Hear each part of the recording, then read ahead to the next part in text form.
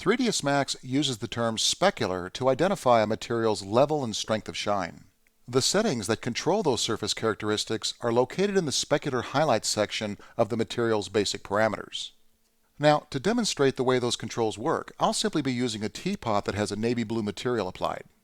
So I can see an accurate representation of the changes I'll be making, I'm going to go ahead and activate Max's Active Shade Viewport Rendering command, which if you're not familiar with is discussed in the chapter on rendering.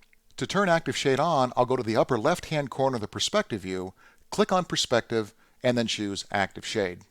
Now, any changes I make to the teapot's material will actually render directly inside the view.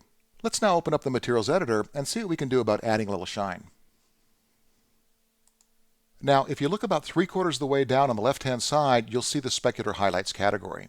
Your primary controls for both adding and controlling the shine are going to be the specular level and glossiness. Now, watch how this works. Take the spinner to the right of specular level and push this up just a bit. As you do so, you'll now see the teapot indeed has a little shine.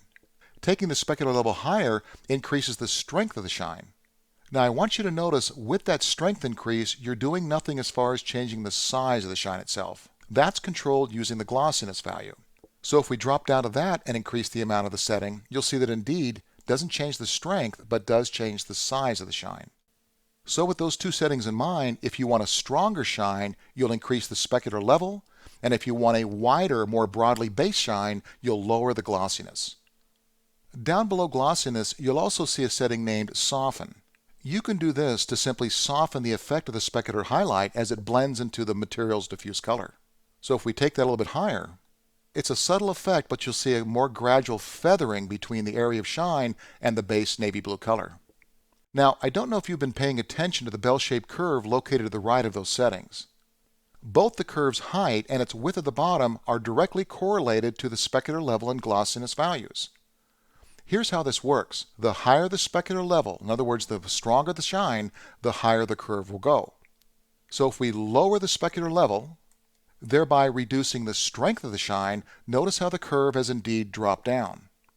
Creating a stronger shine takes that curve closer to the top of its display.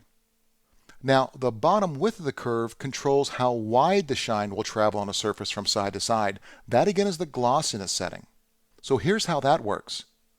A higher glossiness, which in essence creates a smaller dot of shine, will make the width of the curve down at the bottom thinner. So watch this. If we crank the glossiness up, watch the bottom of the curve. See it thin out? And look at the specular highlights on the teapot. They're no longer spreading as far side to side. So if you can get a little more comfortable in reading the curve, you really don't have to worry so much about the actual numbers you're plugging into the left. The big thing to remember is the taller the curve, the stronger the shine, and the wider or fatter that curve is at the bottom, the more the shine will actually spread farther from side to side. Now, there's one other control you'll be using as far as controlling the specular highlights, and that's the color of the highlight itself. If you look below the two navy blue color swatches above, you'll see a white color swatch for specular. That white color dictating the actual color of the shine. So for an example, if we click on the white color swatch, changing it to yellow, you'll see that reflect back in the active shade as far as the color of the shading on the teapot. Changing it instead to red now displays a more reddish colored shine. So that's pretty much how you're going to go about controlling a surface's shine component.